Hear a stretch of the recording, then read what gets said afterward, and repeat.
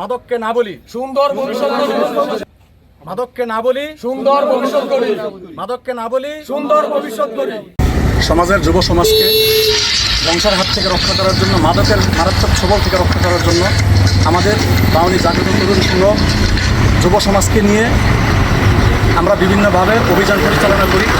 সেই অভিযান পরিচালনা করতে গিয়ে যারা মাদকাসক্ত এবং মাদকের সাথে জড়িত ব্যবসায়ী, তাদের কাছ থেকে আমরা প্রতিনিয়ত হুমকি ধমকির সম্মুখীন হচ্ছি এবং হয়রানির সম্মুখীন হচ্ছি। আমরা দেশবাসীর কাছে এবং আপনাদের সহযোগিতার মাধ্যমে আইনশৃঙ্খলা রক্ষাকারী বাহিনীর কাছে আমরা আমাদের এই হয়রানি থেকে মুক্তির জন্য বিনীত অনুরোধ করছি।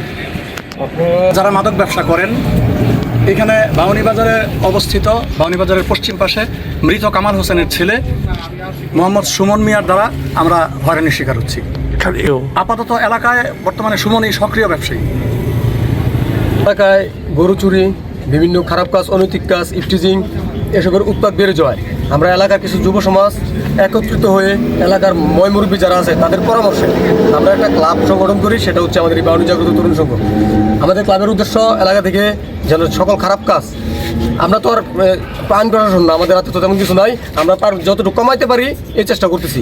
কিন্তু এই কাজটি করতে গিয়ে এলাকার অনেক মাদক ব্যবসায়ী আমাদেরকে ফোনে হুমকি দিচ্ছে, এই জন্য ওই জন্য ফোন দিয়ে খবর নিচ্ছে আমরা কে কোথায় আছি, আমরা এখন রাস্তায় চলতে পারতেছি না, বাজারে ঠিকঠাক মতো আসতে পারতেছি না।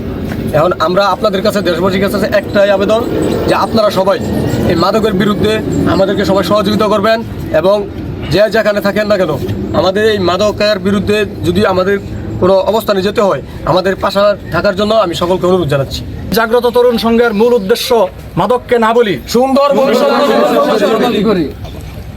মাদককে না বলি